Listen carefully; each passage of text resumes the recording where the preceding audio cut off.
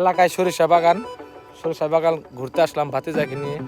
তো এই বড় বিস্তৃত সরিষা ক্ষেত দেখে আসলে একটা কথা মনে পড়ে গেল যে আমাদের ছেলেদের মনটা আসলে এই সরিষা ক্ষেতের মতো বিস্তৃত।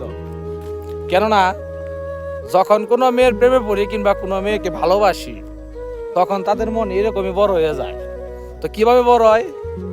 তো একটা ছেলে যখন একটা মেয়েকে ভালোবাসে তখন কিন্তু একটা মেয়ে কিছু বলার আগে কিছু করার আগে, ঠিক আছে, সে কিন্তু পাগল হয়ে যায়। তাকে বোঝাতে চায় যে এইভাবে না ওইভাবে, এইভাবে না ওইভাবে, তার জন্য পুরাই পাগল। আর তার জন্য তার মনে যে এইরকম বিস্তৃত হয়ে যায় তার ভালোবাসার জন্য, কি কও বাঁচতে। আর তখন একটা মেয়ে কিন্তু তার এই এত বড় যে বিশাল মন, তার যে এত ভালোবাসা, স্যাক্রিফাইস, দুর্বলতা, সেটাকে মেয়েরা কিন্তু কাজে লাগে। দেখা যায় যে ছেলেরা একটা বিশাল রকমের একটা বাঁশ খায়। অবশ্য সেই বাঁশ অনেকে সহ্য করতে পারে না, আবার অনেকে কাটিয়ে উঠতে পারে। আমরা যেমন কাটিয়ে উঠতে পারছি, অনেকে যেমন সহ্য করতে না পারে জায়গা অন্য পথে বাঁচতে, কি কও?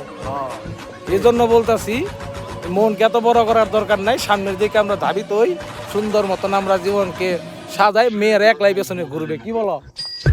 সব ছাইরা দিছি, ভালো হয়ে গেছি, সব ছাইরা দিছি।